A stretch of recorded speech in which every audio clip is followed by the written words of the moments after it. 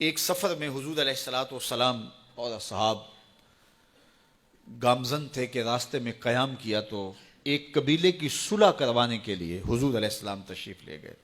وہاں کچھ تاخیر ہو گئی تو صحابہ نے حضرت ابوبکر صدیق کو کہا کہ حضور رک گئے ہیں تو نماز کا وقت جا رہا ہے، آپ نماز پڑھا دیجئے. تو حضرت ابوبکر صدیق رضی اللہ تعالیٰ عنہ مصلی پہ کھڑے ہو گئے. اب نماز شروع ہوگی، ادھر سے حضور بھی فارغ ہو گئے تو آقا کریم تشریف لائے.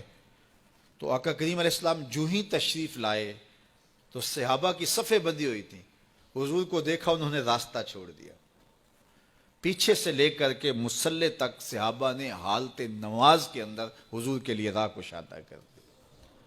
کاش کہ یہ حدیث سب لوگوں نے پڑھی ہوتی اور امت میں اتنے فرقے نہ بنتے اور یہ سوچ کبھی نہ پنپتی کہ نبی کے خیال سے نماز ٹوٹتی ہے. یہاں تو راستے چھوڑے جا رہے ہیں، یہاں تو پروٹوکول دیا جا رہا ہے. اللہ اکبر. اور یہ حدیث کہیں چھپی نہیں ہے، بخاری کے اندر چھپی ہوئی ہے. اللہ اکبر. آقا کریم علیہ السلام تشریف لائے تو صحابہ نے راستہ چھوڑنا شروع کر دیا. نماز بھی چل رہی ہے اور حضور کا راستہ بھی چھوڑ رہے ہیں. بالکل حضرت ابوبکر صدیق کے پیچھے آ کے حضور کھڑے ہو گئے. ابو بکر لا یلتفت یمینا ولا یسارا، جب آپ نماز پڑھتے تھے تو نہ دائیں دیکھتے نہ بائیں دیکھتے، پوری توجہ انہماک ہوتا. وہ اپنی کیفیات کے جہان میں ڈوبے تھے اور حضور آ کے پیچھے کھڑے ہو گئے. صحابہ نے اپنے ہاتھوں کی پشت پہ ہاتھ مارنے شروع کر دیے.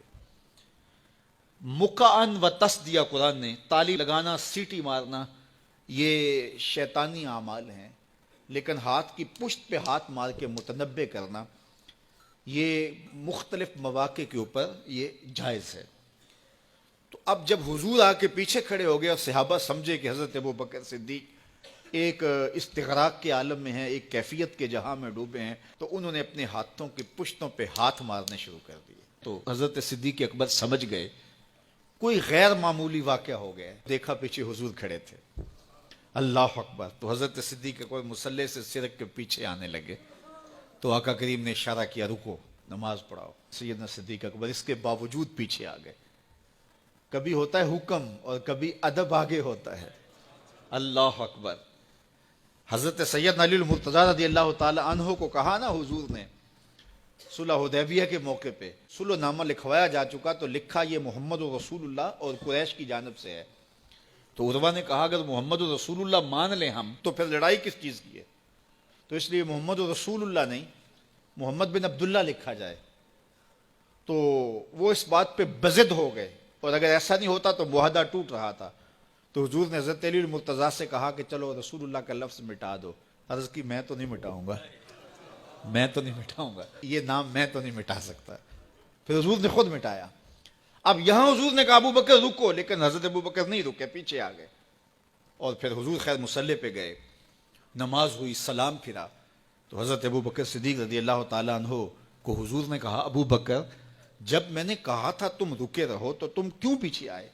تو سنو حضرت ابو بکر نے کیا جواب دیا رضی اللہ تعالیٰ عنہ. کروڑوں سلام، لاکھوں عقیدتوں اور نیاز مندیوں کے خراج ان کی چوکھٹ پہ.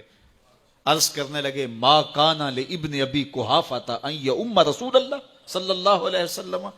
حضور ابو قحافہ کے بیٹے کی جرت کب ہوئی کہ رسول اللہ کے آگے کھڑا ہو کے نماز پڑھائے؟